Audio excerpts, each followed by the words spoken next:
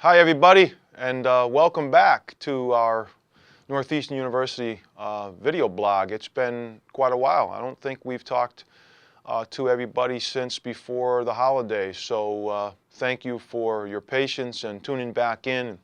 We look forward to getting back on a regular schedule and providing you with some insights that I hope you'll find useful going forward.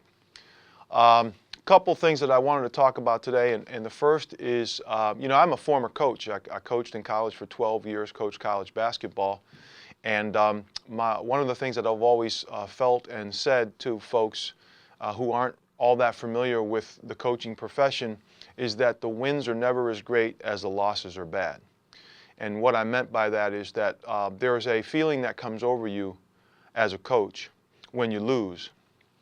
It's hard to explain, but the best way I can put it is that the food doesn't taste very good.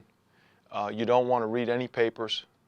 You don't want to watch any highlight shows. You'd rather not talk to anybody.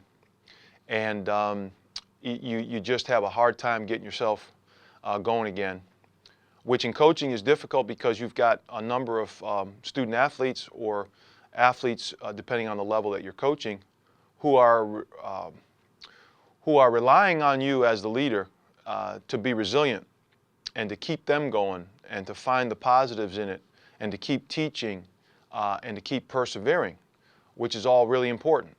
But when you put all your heart and soul into preparing for an opponent and you come up short, all I can tell you is that it's a feeling that you don't want to have to deal with on a regular basis.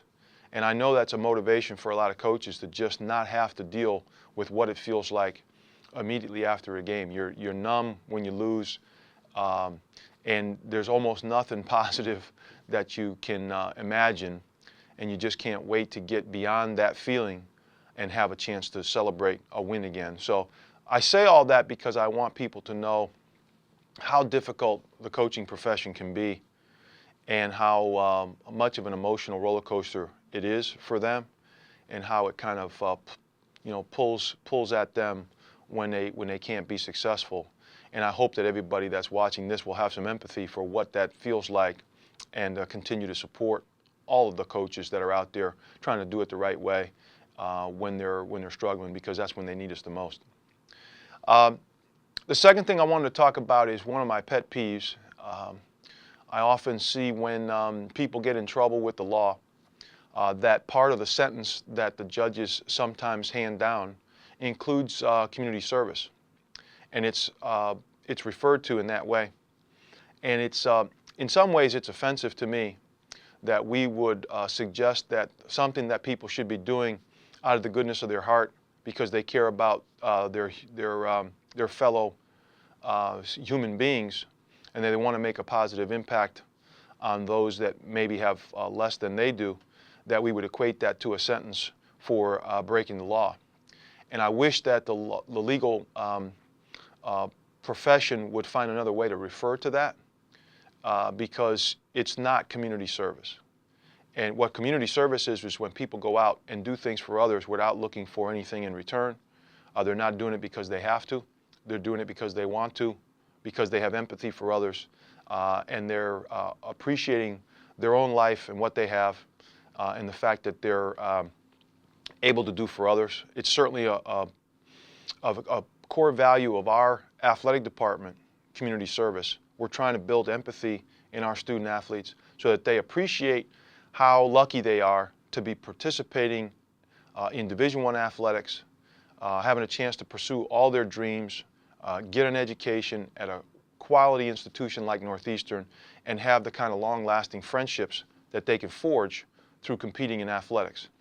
And so the fact that we promote community service is a way for us to say, hey, we are lucky, let's not take it for granted, and let's make sure that we keep reminding ourselves of that and look to find ways to make a difference in other people's lives, which also comes back and enriches us. So just something that's always bothered me. I don't know how you feel. I'd be interested in knowing how you feel, so feel free to send us your feedback on that on the web, on our email, or on the website, or on Twitter, and we look forward to hearing from you.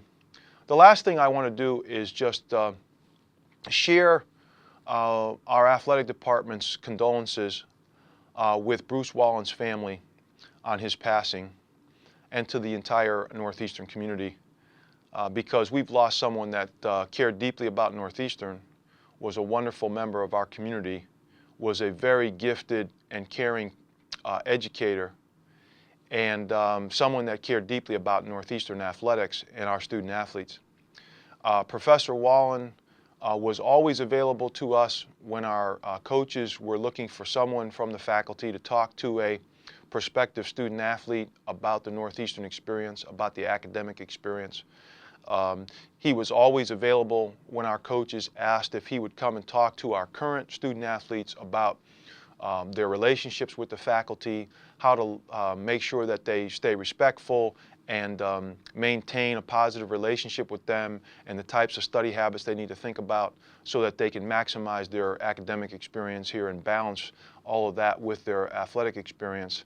He was a huge fan of all of our teams, would bring his daughters to the game, would make the connection with his daughters with our student athletes.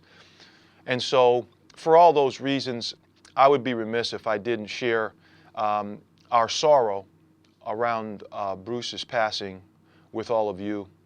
I hope his family knows how much we appreciate all that Bruce did for us. He was active with our athletics faculty committees, our certification initiative, and we're really going to miss him.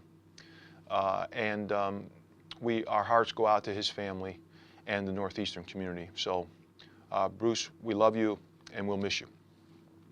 Thanks everybody for tuning in. We look forward to coming back to you on a weekly basis. Please send us your feedback and questions, and we'll try to address those as best we can. And to everybody out there in Husky Nation, thanks for all you do.